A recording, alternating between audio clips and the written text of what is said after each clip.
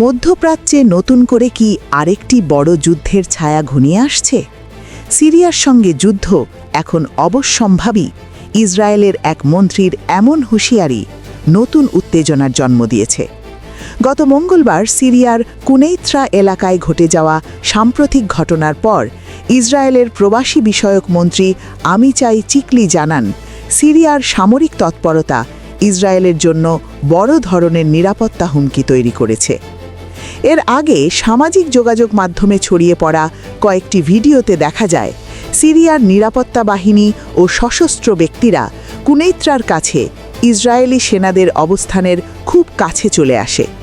Tel Aviv এই পদক্ষেপকে সরাসরি নিরাপত্তা ঝুঁকি হিসেবে দেখছে, যদিও সিরিয়া বহু বছর ধরে ওই অঞ্চলে ইসরায়েলের হামলা, অনুপ্রবেশ ও সার্বভৌমত্ব লঙ্ঘনের অভিযোগ তুলে আসছে।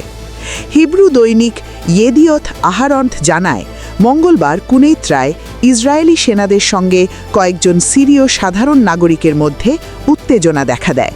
তখন ওই এলাকায় মাঠ পর্যায়ের সফরে ছিলেন জাতিসংঘে যুক্তরাষ্ট্রের রাষ্ট্রদূত মাইক ওয়াল্টস এবং ইসরায়েলের রাষ্ট্রদূত ড্যানি ড্যানন।